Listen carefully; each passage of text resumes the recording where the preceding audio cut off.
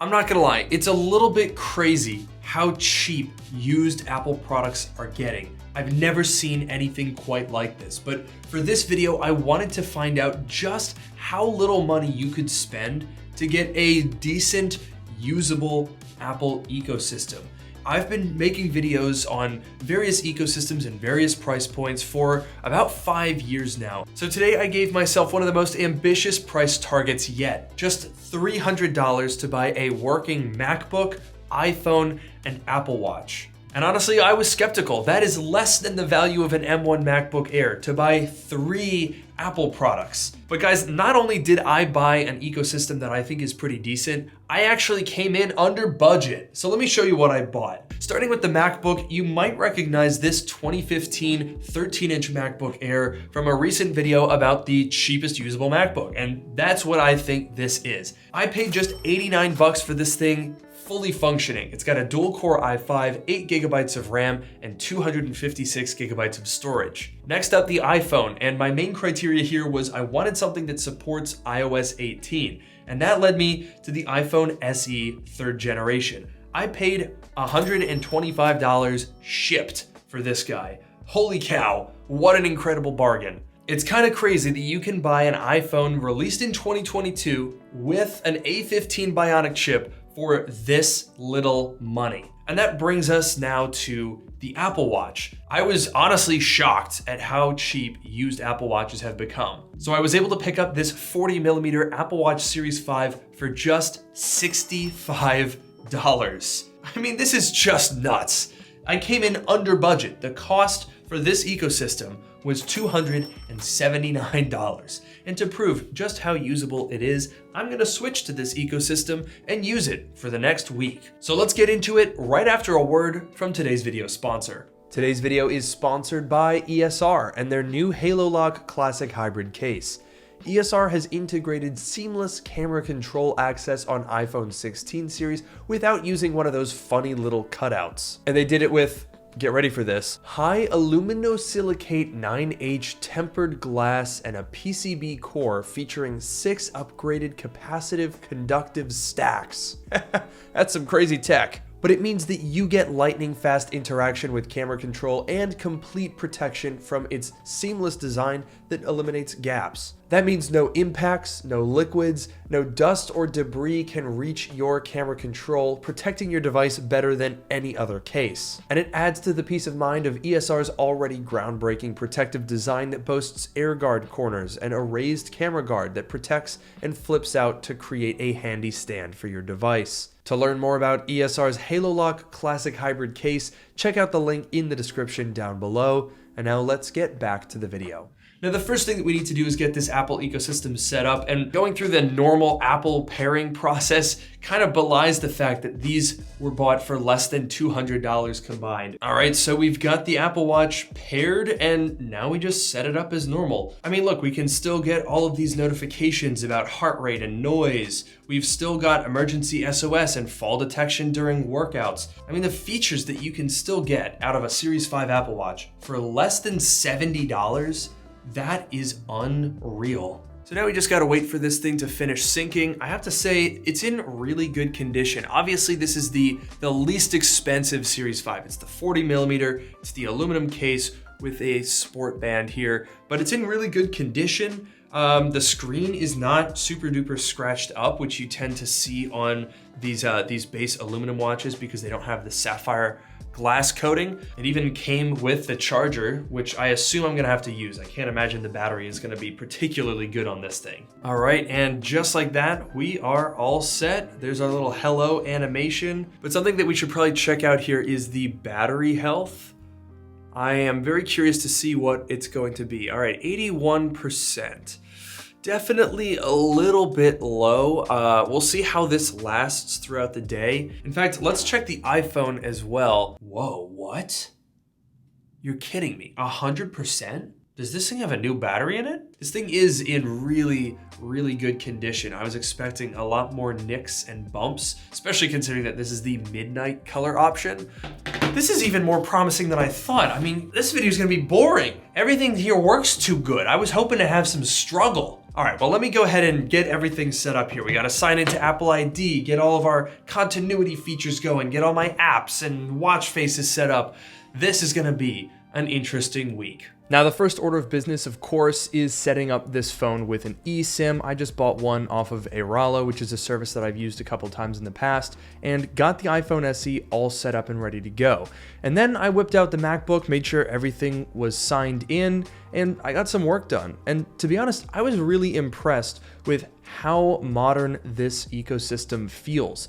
In the past, when I've made this type of video, there has definitely been a level of compromise that you have to make, especially when you're looking at a sub $500 price point. But now, with how cheap these products have become, you really don't feel like you're sacrificing that much, even at this outrageously low price point. We've got an Apple Watch that has an always-on display, which is one of my favorite features ever on the Apple Watch. And I was even able to set it up to unlock the MacBook, which is kind of crazy when you think about the fact that this MacBook Air came out alongside the very first Apple Watch that didn't even have this feature yet. Now, obviously, it's not the fastest thing in the world, but it goes to show the interoperability between these devices despite being from vastly different generations. The iPhone SE is basically an iPhone 13. The Apple Watch Series 5 is 5 years old now, and this MacBook is 10, but they all work together extremely well. Universal Clipboard, for example, is a feature I absolutely love and in the past have had to sacrifice in order to hit certain price points. And heck, even simple features like using the iPhone to control the Apple TV. These are things that we take for granted, but for a $100 phone,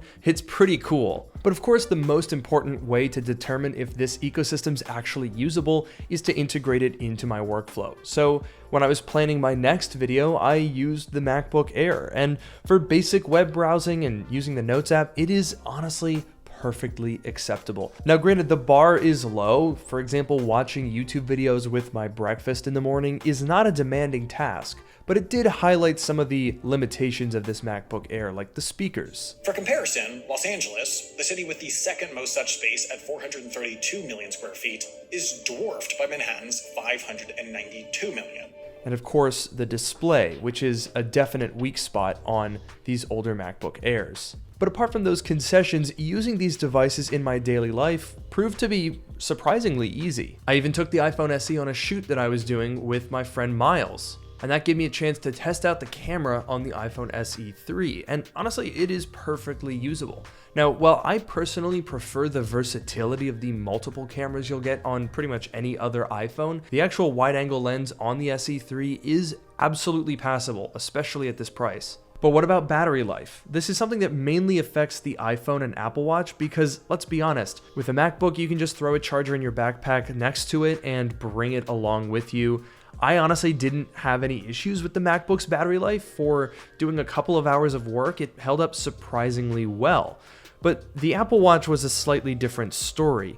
I was using it to check notifications, and I even brought it to the gym to track my workouts, and basically put it through all of the same stuff that I would do with my Apple Watch Series 10. And having taken it off the charger at 9 a.m., I found that at 9 p.m. it was nearly dead, and it didn't make it to 10. So that's about 12 to 13 hours of battery without really pushing it that much. It's passable, and for the price, I'm not going to complain, but it was definitely a little rough. The iPhone SE was a little bit different because it did a little bit better than I thought, but my screen time on the first day was extremely low. So the next day, I pushed it a lot harder. I was taking FaceTime calls. I was taking meetings on that phone. I used it in traffic for navigation. And putting that phone through its paces a little bit more got me a lot higher screen time, and then I really started to see the limitations of that tiny battery. I mean, it's just an unavoidable fact of putting a modern flagship phone in this form factor that is ultimately from 2014.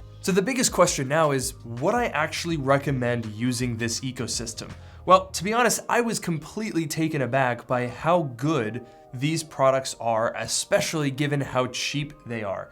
And weirdly enough, one of my favorite parts of this ecosystem was the Apple Watch. The fact that you can get a Series 5 for this little money, I think is honestly a no-brainer.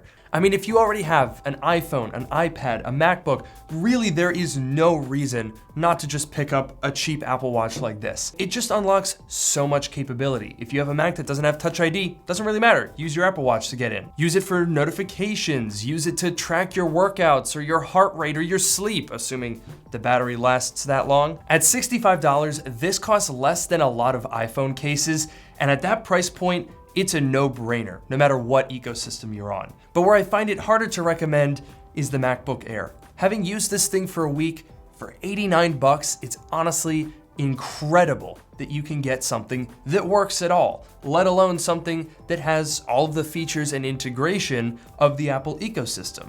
The problem is, this thing has a really, really bad display. That was true of it back in 2015 when it was brand new, and 10 years later, it hasn't gotten any better.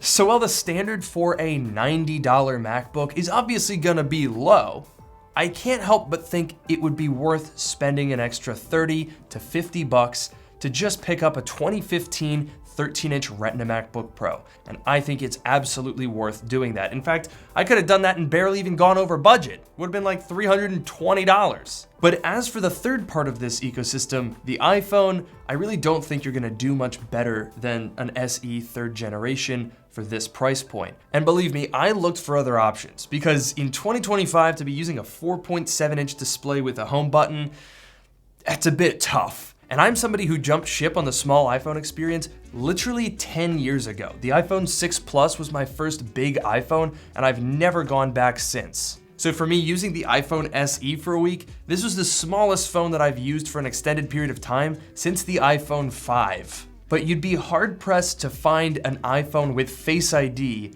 at this price point. You can't really get an iPhone 12 or even an iPhone 11 for this kind of money. So what you're realistically looking at is an iPhone XR or XS.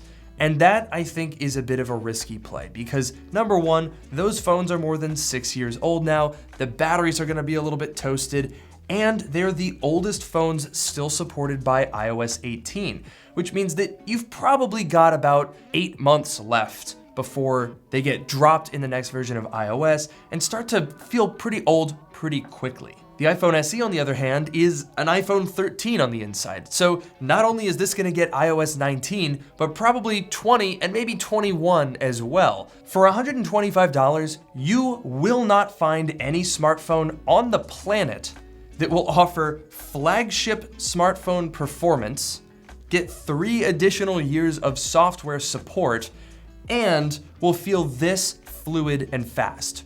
You're just not gonna find it. So when we take a step back and look at all 3 of these devices together, it's honestly like, I mean, how is this real? How is it possible that you can have this usable of an experience for this little money? It's kind of mind-blowing. So I'm curious to hear what you guys think. Is this an ecosystem that you could see yourself using? Is there a component of here that you're using right now? And should I do another type of video like this where we look at something a little bit of a step up? Maybe for $500 we can get Retina display, Face ID, larger Apple Watch with better battery life. Let me know all of your thoughts in the comments down below, and I will see you guys in the next one.